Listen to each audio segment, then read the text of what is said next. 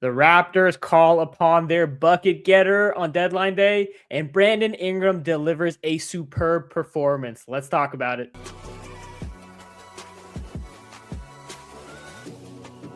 This is the Raptors Postcast, your instant game reaction for the Toronto Raptors. Part of the Locked On Podcast Network, your team every day. Welcome to this episode of the Raptors Postcast on the Locked On Podcast Network, now the #1 sports podcast network covering your team every day. Coming to you live after the Raptors' 123-107 win against the Chicago Bulls on YouTube, Apple, Spotify, and the Locked On Podcast feed. I'm Zulfi, Sheikh, credentialed journalist covering the Raptors and the NBA for over 2 years with outlets like Sportsnet and Raptors Republic. And now I'm one of your humble hosts of the Raptors Postcast, breaking down each and every game with you. And with me is Duane. Notice he has returned. Dino is back with us, professional basketball player and analyst. Duane has represented Canada. He's been part of the Raptor system with the Raptors 905, and he's still hooping professionally in leagues like the CEBL. On tonight's show, we're going to talk about how Brandon Ingram set the tone and the rest of the Raps followed. We'll break down the Toronto Raptors weathering the storm after halftime, get some thoughts from our resident pro with a segment we like to call Take Notice, and then we'll wrap things up by handing out our player of the game. And Duane, this was a bounce back victory in a couple different ways because the Raptors on the second end of a back-to-back were coming off an ugly loss to the Minnesota Timberwolves.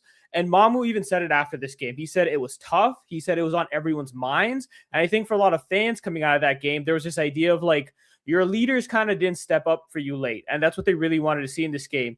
So for them to get the type of Brandon Ingram performance that they did, I can safely say he stepped up. He put up 33 points on 60% shooting, and he really set the tone. 12 points right away in the first quarter. But as a whole, he started the game out right, and the rest of the Raps follow. What did you make of this bounce back win for the Toronto Raptors?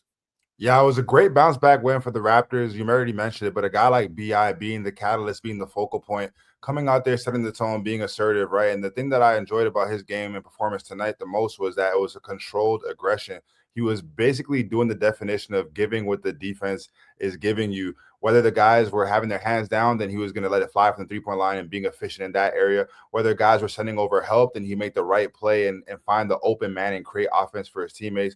But like you mentioned, having the stars step up after a lackluster performance the night before, I think is something to be said for the leadership of the Toronto Raptors. But going forward, man, the theme for the Raptors has been how do they hold on to these leads? And I think today was a good example of them figuring out how they can, weather the storm when it comes to, they say basketball is a game of runs. So again, the Bulls did try their hardest in the second half, but the Raptors did a great job of just buckling down when it came to defense or valuing possessions and trying not to turn the ball over at the end at the second half of the game.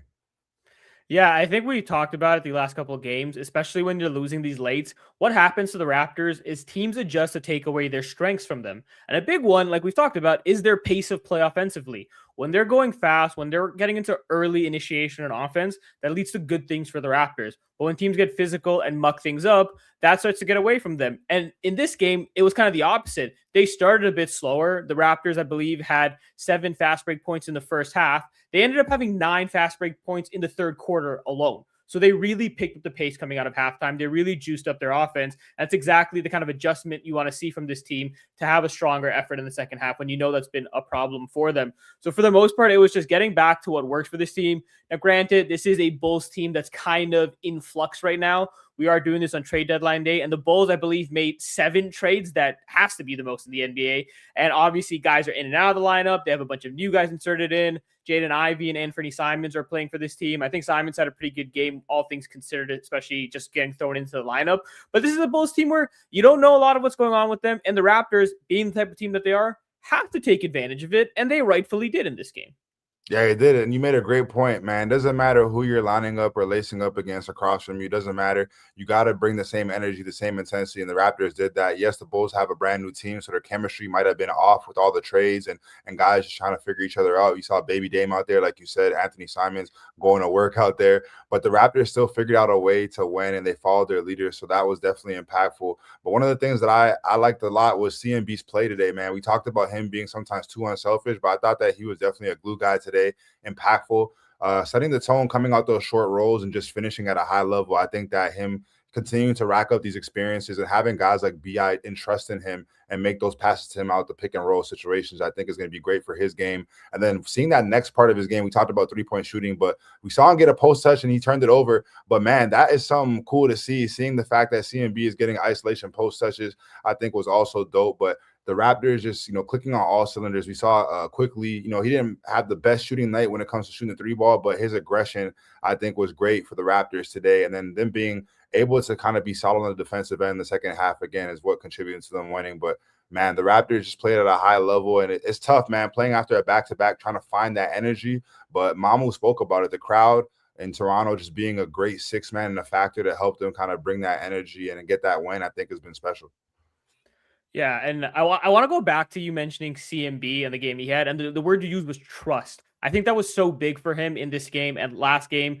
That's back-to-back really good scoring games for CMB, where I believe it's back-to-back games with double digits. He puts up 17 tonight, again, on 8 of 9 shooting. That's with this thumb injury that's clearly been bothering him for him to still have that efficient of a night. Like you said, it's because the leadership from Brandon Ingram and Scotty Barnes in trusting him and in feeding him the basketball. CMB scores really early on in this game, and I think it's the very next possession or 2 possessions later. Scotty Barnes gets the ball in like the right wing area, and CMB is on the other side of the block, and Scotty calls for him to come over to get a post up. He's saying, we want you to have the ball in this position, and CMB is able to turn around and score over Jalen Smith. And they have other plays later in the game where Brandon Ingram, he gets double teamed. He's handing it off to CMB on a pick and roll situation. Those are things where, like we talked about it last game, leadership. How are you going to get the other guys going? You know how much attention you're going to draw if you're Scotty, RBI, and a guy like CMB hasn't necessarily had the confidence to go up.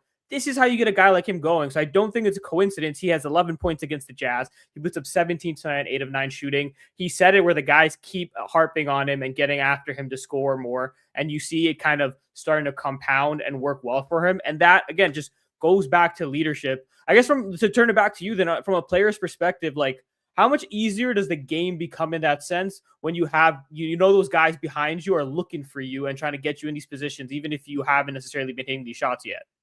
It becomes extremely more, it just becomes easier, man. Being a basketball player, being around players that play ball at a high level, I think is great. It's like any job or opportunity that you have in life when you're around mentors that are on the similar position, that have gone through what you've gone through and made it to the other side. I think it's super invaluable that BI and Scotty are the kind of guys that are leading a guy like CMB, and it's going to be so exciting to see his development, his growth, and his evolution the next couple of years, whether it's with the Raptors or another team. But I think it's just great that he has them to kind of take advantage of, because he's able to night in, night out, just get these live in-game reps, right? And there's not that much pressure. Yes, he's a young guy, but it's not like he is the guy that's, the offensive prowler on the team. So for him, just being able to get in where he fits in, I think is incredible. And the fact that he has guys that are continuing to call on his name to be more aggressive, I think is a testament to his, work ethic, but also the trust that they have and belief that they have in him. And he's there for a reason. He's out there on the court for a reason. So he has to take advantage of those moments. So I think he's doing a great job of that. And like you said, it's a compounding thing. Every single day, it seems like he's getting better and better and more comfortable, trusting himself in situations with the ball in his hands and being able to finish at a high level. It's unfortunate that it's, at the detriment of his thumb and the injury of his thumb. Every time he attacks the basket pretty hard and finishes above the rim, you see him grimacing a bit.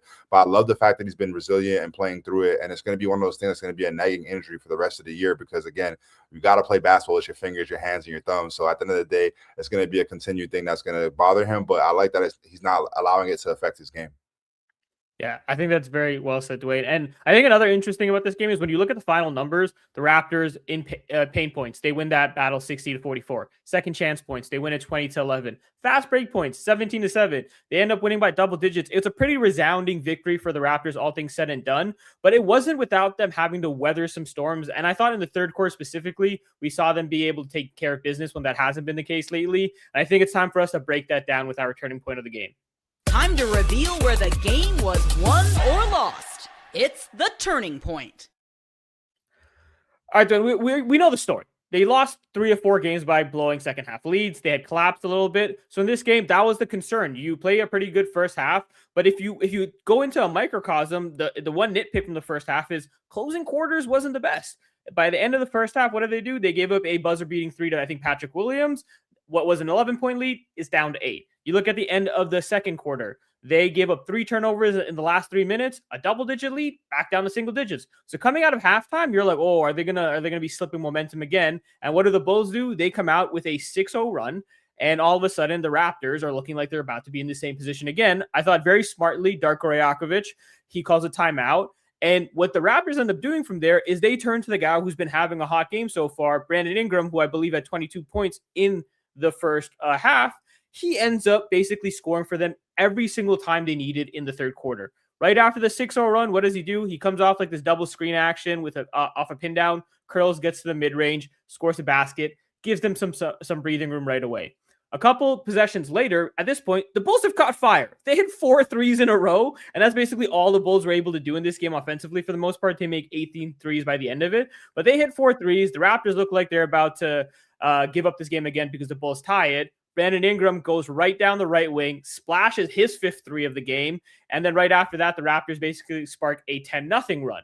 You go a couple plays later, now the Bulls are doubling BI, and it's like, okay, what is he going to take those baseline fades, those middies that he's used to? No, he's not forcing it. He passes out, swing. Mamu finds IQ. He hits the 3. The Raptors are able to keep ahead. But then you get to that end of quarter situation again, like I had mentioned, where they weren't that great in the first 2 quarters. And then Yuki Kawamura, I think is how you say his last name.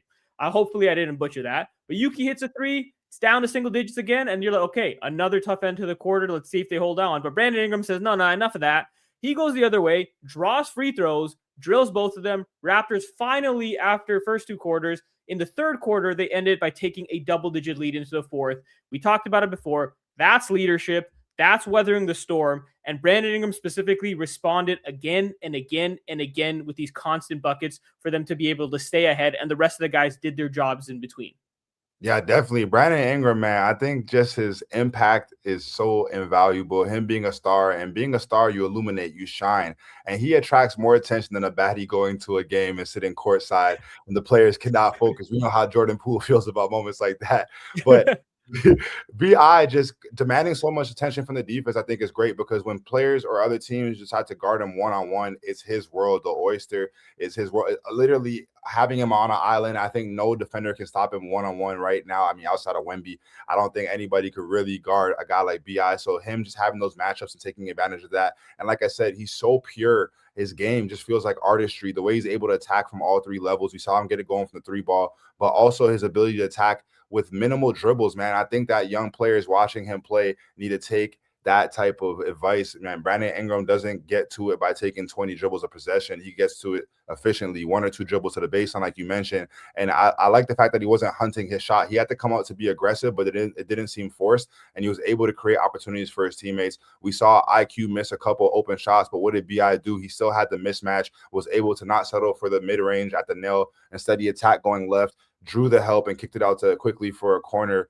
3. And I think that is just commendable to BI's progression on the offensive end, not just being a savant when it comes to scoring the basketball and putting the ball into the hoop, but also helping his teammates get going as well. And then I think the great thing about BI, again, we continue to talk about it, is defensive growth, right? Like, he was able to get a couple shot blocks and stay in front of his man and just, wreak havoc on the defensive end. So when you have, a guy like Scotty Barnes, who, again, just putting in his ballot every night with his effort on the defensive end for Defensive Player of the Year, and a guy like Scotty a guy like BI is able to back that up on the secondary line, I think the Raptors are going to be something to, mess with defensively. Yeah, I think just when you have the commitment from these guys on both ends of the floor and buying into the system, I think it just speaks to what this team's potential is. It speaks to what the team's ceiling is. Like you said, Brandon Ingram's not the best defender, but he buys into the system and he tries. Scotty Barnes not necessarily the best offensive player in terms of bag work, but he buys into the system, plays within it, and then they both lean on each other to kind of lead the way on that. And then you saw it from Scotty defensively. You saw Brandon Ingram on the offensive end. I'm so glad you mentioned that pass to Emmanuel quickly for that 3 late in the game. I think a big part of that, again, leadership and trust. IQ had just missed a 3 right before that. Brandon Ingram gets the ball back. He has Anthony Simons on him, who he was cooking for most of this game, and he could have just tried to put up a contested shot again if he really wanted to, but instead he slices through, kicks it to IQ, who makes the 3. Again, Raptors get much needed breathing room. So it was trust, it was leadership, and these guys are when they're clicking together, Brandon Ingram and Scotty Barnes, and then the rest of the guys are kind of, again, like I said, filling in. The ceiling for this team is quite high. It's just the consistency is something for a young team you want to see happen more often. But for the most part, you want to just try to build upon performances like these, and the Raptors were able to really take care of business in this one. And we're going to talk about it some more as we continue this episode of the Raptors Postcast, where Duane and I get into our take notice segment of the game and how the Raptors ball movement was really impactful in this one. And then we'll hand out our player of this game, but it's going to happen after we return on the Raptors Postcast. This episode is brought to you by Indeed. Hiring isn't just about finding someone willing to take the job. It's about finding the right person with the right background who can actually help your business move forward. And if you want candidates who match what you're looking for, Indeed sponsors job is the move. Instead of hoping the right person stumbles across your post, Indeed helps you match with quality candidates by boosting job listings to find people who fit specific criteria like skills, certifications, and location. If I were hiring, I wouldn't just want someone who can help. I want someone with real experience who can jump right in. It saves time because you're spending less energy sorting through mismatches. And with sponsored jobs, your post gets seen by candidates who actually fit. And here's a stat that says it all. In the minute I've been talking to you, companies like yours made 27 hires on Indeed, according to Indeed data worldwide. So if you're hiring, spend less time searching and more time interviewing candidates who check all your boxes with Indeed sponsored job. And listeners of this show will get 75% sponsored job credit to help you get your job the premium status it deserves at Indeed.com/podcast. That's Indeed.com/podcast for $75 sponsored job credit. Terms and conditions apply. Hiring, do it the right way with Indeed. This episode is also brought to you by TurboTax. Tax season doesn't have to take over your life. This year, TurboTax is making it easier than ever to just hand things off and move on with your day. With TurboTax full service, you can have your taxes done for you by a trusted local expert start to finish without the stress or guesswork.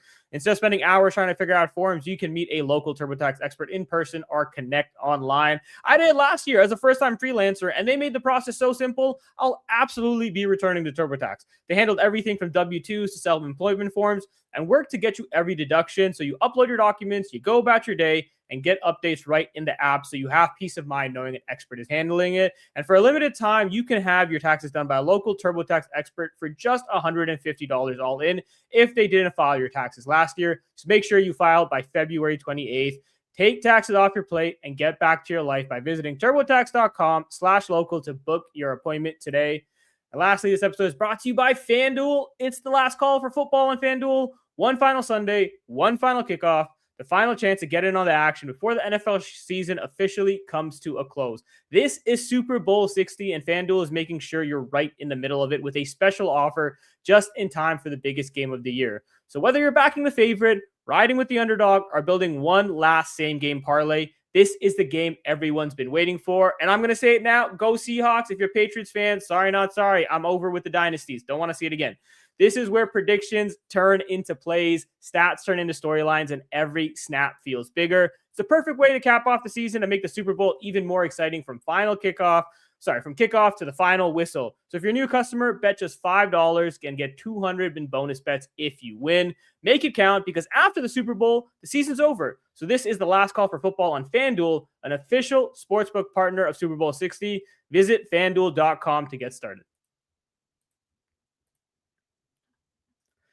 All right, as we continue this episode of the Raptors Postcast, be sure to check out Sean Woodley with Locked On Raptors in the morning to get more in-depth analysis of the Raptors' 123-107 win. And I'm sure he'll have plenty of thoughts on the Raptors trade deadline and adding Trace Jackson Davis as well. But as we continue this episode of the Postcast, we're going to hit up our resident pro here, Duane Notice, for his thoughts on what he observed throughout the game. Duane, let us hear it. All right, today's Take Notice segment for tonight's game is, man, Z, we always talk about the next man up mentality, but how about the next pass mentality? 35 assists. Growing up, I've always been taught to play basketball the right way in the sense of you want to generate good to great shots. So, yes, you could have an open shot, but how do we get an even opener shot? I don't know if that's a word, but a shot that's even more wide open. The Raps were able to do that, and they're profound in that department, moving the ball with precision, putting their team chemistry and trust on full display like we already spoke about. But the fact that it was getting to a point where they're too unselfish. Sometimes they had opportunities to score. We saw Scotty on a 3-on-2 or 3-on-1 kind of throw it to Grady Dick, who wasn't really expecting it. I thought Scotty could have finished that, but it's just a testament to Scotty just being unselfish, trying to get guys like Grady Dick back into a rhythm and going. But they found a recipe in hitting that short roll, like I said, via Scotty, via Mamu, or via CMB, who's able to be prolific at firing it out and get it to the open man. You could tell that they drill that work in practice on a regular basis. But the Raptors' ability to headman the ball in transition, I think, is a big factor for them winning this game. We all know that the ball moves quicker than the dribble. So the fact that they're able to, get the ball up and headman it in transition that allows for other opportunities, I think is great, because 17 fast break points is right around the mark I said previous game, where I said, when the Raptors are around that 20-point fast break mark, they always put themselves in a great position to win the game. So the fact that they're playing fast is also a testament to them just getting stops on the defensive end. And that's the thing that they got to continue to do, is string together defensive stops on a more consistent basis. And that leads into their offense. But again, man, the floodgates were open in the second half. You mentioned it when they got back into transition. Then they started shooting the three at a high clip, man. Like, it wasn't a high volume, but it was very efficient. So being able to get those wide open looks and generate those shots and be able to hit them, I think, is one of the main reasons why they won today. But scoring the rock from the three-point line at over 40%, you're always going to put yourself in a great position to win a basketball game. Again, it wasn't the highest volume, but when it comes to other teams around the league, but just shooting with that type of efficiency is definitely noticeable. So again, take notice today is dishing and swishing. They were passing the ball at a high level, but they're also making shots at an even better one. Yeah, like anytime you get 14 makes from the Raptors on a 40% clip, you take it, you leave, you don't complain. Like you said, it was coming efficiently for them tonight, which is something you hope they can kind of stack. I feel like they have been getting better three-point production relatively these last couple of games, which is something you want to see more from the Raptors, given how lackluster three-point shooting has been. But I like that you mentioned that it came from their defense. This is a Bulls team that, yes, they just went through a ton of changes, but they're not far behind the Raptors when it comes to fast break scoring. I believe there's something like fourth, and the Raptors are second or third, right? So for the Raptors to win the fast break battle as well as they did, I think they were plus 10, and for them to control the Bulls from keeping up pace, like you said, it was getting stops and then going the other way. They were intentional about it, about working on the defensive end and then making sure the offense was clicking right away, going fast. They weren't letting possession slow down unless it was in the hands of somebody like BI, but you'd already mentioned BI is not wasting dribbles. He's not overkilling it by any means, right? So they were playing to their strengths. And I love the other thing I loved about the assists as well is that, like, yes, you end up with a strong assist game with 35, but this egalitarian offense, as good as it can be, sometimes it does take you away from your hottest players. But that wasn't the case tonight. They were moving the ball a ton, but you are finding a guy like Brandon Ingram within that still, because he takes 9 threes, makes 5 of them. You are still finding Sandro Mamukelashvili. He takes 6, he makes 4. So your two hottest players are taking your most shots in this game, and I think that's exactly what you want to happen for the most part. Like, egalitarian is great for 3.5 quarters, sometimes even like 40 minutes if you want, but those last couple of minutes, you really do want to be feeding the hot hand, and the Raptors made sure they toggled that switch tonight in this one. Yeah, definitely. I got to give credit to Darko, man, because in the second half, like you mentioned, BI having 22 points at the first half. Again, he could have went out there and been like, nah, this is my night to go for a career high. I don't know if his career high, I think it was like 39 or something like that. It could have been his opportunity to go for a 50 ball or whatever, Luka Doncic, guys like that, SGA, who scores 30 points, 20 points in the first half, is always looking to continue that pace up. But for him, he let the game come to him. And credit to Darko, like I said, because he was still able to find action and run offense for him. We saw a couple situations where he was able to get BI the ball off of a pin down. I love that set where BI comes off the Iverson cut and he's able to get a nice little pick and roll with Mamu or Scotty. Or, like I said, they have a false action where it's a fake ball screen between Quickly and Mamu, but then he goes straight into a pin down that catches the defenders off guard. Now you got to lock and trail because you can't gap a guy like BI. He's going to step behind and make the three. You got to lock and trail. BI has you on his hip, and you're at his mercy. So again, a shout out to Darko for being real intentional about getting BI the ball, because knowing that he's hot, and then the teammates for also looking out for him as well. But then again, creating that demand and that intention, I think, is so great for other players to thrive off of, because a guy like Scotty called for a play where BI was coming off a stagger screen and all the attention was on Brandon Ingram because of the amazing game he's been having and obviously the attention he demands. And Scotty was able to go by his defender and make a nice left-handed layup in the middle of the paint. So again, BI is able to create offense for other guys without even touching the basketball. And we just love that for a guy like BI and Scotty for their future and where the Raptors are trying to go. Yeah, I think that's very well said. Like you said, they kind of fit all the pieces of the puzzle well in this game, especially to close with their ball movement and with a guy like Brandon Ingram do what he did. But now it's time to hand out our player of the game, and I think everyone can guess where this is going, but we're going to do it anyways. This is the Locked On Player of the Game. All right, before we get to it, there's a couple of performances we can highlight. Like I said, Sandro Mamukelashvili, 17 points off the bench, 5 of 9 from the field, 4 of 6, from downtown. Emmanuel quickly did have 24 points, not super efficient, 9 of 20, but again, a good scoring game for him. Colin Murray-Boyle is one of his better games with 17 points, 8 of 9 from the field, 5 rebounds, 4 assists. It's a bit of a quieter Scotty game. He did finish plus 10, but he has 13 points, 6 rebounds, 7 assists, 6 of 11 from the field. But we all know this is Brandon Ingram. He finishes with 33 points, 12 of 20 from the field, 6 assists. Again, really good playmaking game from him. 6 rebounds. He was good on the glass as well, initiating, moving the ball with good pace, and he gets a block out of it as well. So I don't think we need to belabor the point here by saying Brandon Ingram was player of the game. We've already talked about it. So I think I just want to kind of throw it back to you instead to go over the final thoughts of this game. I guess, like I said, Raptors take care of business. They end up there with a 31st win. Officially now more wins than they had last season. They're still in a good playoff spot. They're 6th in the East right now. They get out of the trade deadline with a quality win over the Bulls. So, Duane, what are your final thoughts before we wrap this up? Continue to play at the pace, knowing that they, play well when they are able to establish that high pace and that fast rhythm.